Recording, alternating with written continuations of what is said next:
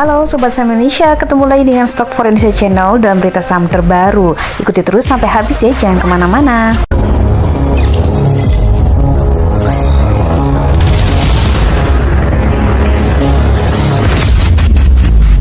Berita pertama, kita awali dari Wall Street ya. Wall Street semalam pesta pora nih kemarin di perdagangan hari Rabu. Ini dia catatannya, Dow Jones naik 0,75%, S&P naik 1,26%, dan Nasdaq naik 1,73%. Dan kemarin bursa Asia juga sama nih, ditutup cerah, tapi Shanghai dan IHSG loyo nih. IHSG kemarin ditutup turun, dipimpin saham-saham sektor kesehatan. Adro, MDKA, dan Bumi jadi saham favorit asing saat IHSG lesu hari ini nih kemarin ya, maksudnya hari Rabu ya. Jadi walaupun ditutup turun, tapi ada beberapa saham yang ditampung oleh asing, dan ini dia 5 saham favorit investor asing pada hari Rabu. Ada Adro, MDKA, ICBP, ERA, dan Bumi didominasi oleh komoditi. Dan beberapa 3 saham di sektor perbankan malah tercatat masih bercokol di jajaran saham yang banyak dijual oleh asing, yaitu ada BBCA, BMRI, dan juga BBRI. Nah, ada ASI juga UNTR ya. Nah, untuk hari ini mayoritas bursa Asianya menguat mengikuti Wall Street ya. Pada hari Kamis pagi mengekor kenaikan Wall Street. Begitu juga nih dengan IHSG hari ini naik 1% di sesi 1 perdagangan. Saham Bank Jumbo comeback. Jadi kemarin banyak dijual oleh asing, hari ini malah comeback nih, ikut naik. Sementara dari dunia komoditi ada minyak yang melejit 3% ya, karena resesi udah lewat. Dan untuk batu bara malah ambruk 7% nih ya, di level terendah sejak 2 bulan yang lalu. Sementara sebaliknya harga CPO malah merana, anjlok 5%. Dunia sedang tidak baik-baik saja, tadi katanya resesi lewat, sekarang dunia tidak baik-baik aja nih. Sedangkan untuk emas malah menguat dan mengikuti minyak dan batu bara ya, apalagi menjelang Imlek, jadi biasa naik nih harganya. Nah, ngomongin soal komoditi, ini ada emiten RMK Energi atau RMKE yang mencatat volume angkutan batubara melonjak 31,3% di sepanjang tahun 2022. Untuk volumenya adalah 871,2 ribu ton batubara. Kalau untuk kuartal 4-nya sendiri itu cuma 2,4 juta ton, tapi ini sudah melonjak ya 63,2%. Wah, berarti ini tanda-tanda ya, berarti habis ini untuk data laporan keuangan terakhir di kuartal 4 untuk RMKE ini bisa diperkirakan ya akan melonjak naik, karena memang volume untuk penjualannya sendiri meningkat tajam nih. Dan masih di batubara ada Bayan atau Bian yang merebut tahta market cap kedua, kemarin habis menggeser BMRI, kali ini dia menggeser BBRI yang beberapa hari berturut-turut terkoreksi. Untuk saat ini market cap dari Bian adalah 688 triliun pada penutupan perdagangan saham hari Rabu kemarin ya. Nah, sementara BBRI itu 657, jadi masih kalah ya, sekarang BBRI di nomor 3. Untuk market cap nomor 1 masih dipegang oleh BBCA dengan 992 triliun ya nominalnya. Selanjutnya ada kabar yang kurang menyenangkan nih dari BUMN Gas Negara atau Pegas, di mana Kejaksaan menahan 3 personel dari Pegas. Namun Pegas menegaskan bahwa 3 personel itu tidak menjadi tahanan dari Kejari ya Jakarta Pusat, tapi hanya dimintai keterangan saja dan tidak lebih ya, jadi tidak ditahan. Nah, ini berkaitan dengan kasus Pegas ini mendapatkan proyek ya dengan PT Has Sambilawang. Jadi punya kewajiban di Pegas untuk memberikan keterangan sebenar-benarnya kepada Kejaksaan. Nah, ini dia memang ada 3 personel yang ditahan tapi bukan dari Pegas ya. Ini mengenai pekerjaan pembangunan sarana pendukung gas kompresor, engine Cemara Barat, Field Jatibarang, Aset 3 Cirebon, PT Pertamina dilakukan oleh PT Has Sambilawang. Periode sebenarnya sudah agak lama, 2018 sampai 2022, hanya sekarang ini baru diperkarakan ya. Oke, kita tinggalkan emiten komoditi, kita ke properti ya. Ini ada Providen atau PAM, ini adalah sekarang emiten investasi ya, mengakuisisi saham Mega Manunggal atau MMLP senilai 620 miliar.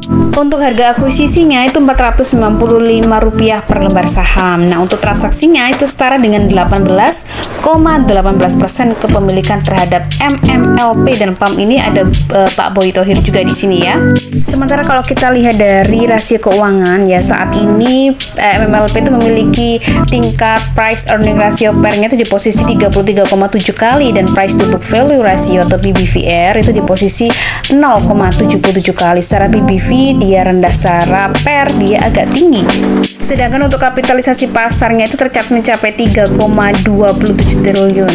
Nah, untuk kepemilikan publik itu 2,3 miliar lembar saham atau setara dengan 33,39%. Nah, masih di properti ada PWON, di mana pengelola Mall Kokas itu ekspansi lahan ke 3 provinsi, yaitu di Batam, Jawa Tengah, dan Bali, dan dana yang dipersiapkan adalah 1,5 triliun. Dan masih di properti ada Train atau Trinity Land yang mengantongi pendapatan penjualan senilai 948 miliar di tahun 2022.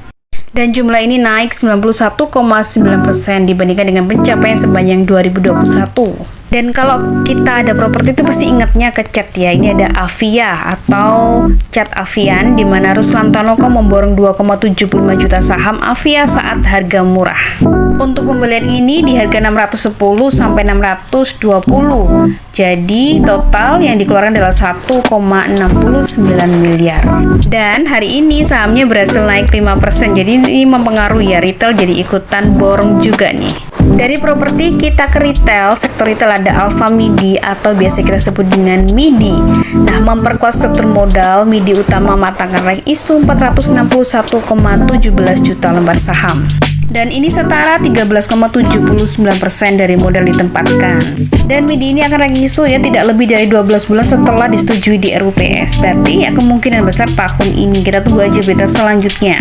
Berikutnya di hari ini ya ada book building nih, solusi kemasan atau di emitennya itu PACK atau PEK yang menawarkan lagi-lagi di bawah Rp200 nih, 110 sampai Rp162 per lembar saham. PEK ini merupakan emiten industri percetakan digital kemasan fleksibel yang menawarkan sebanyak-banyaknya 308 juta lembar saham. Nggak terlalu banyak ya, nggak sampai 1 miliar lebih, atau setara dengan 20,03% dari modal ditempatkan dan disetor penuh pada nilai nominal Rp10 per lembar saham. Nah, ini diperkirakan meraup dana sekitar 49 miliar lebih.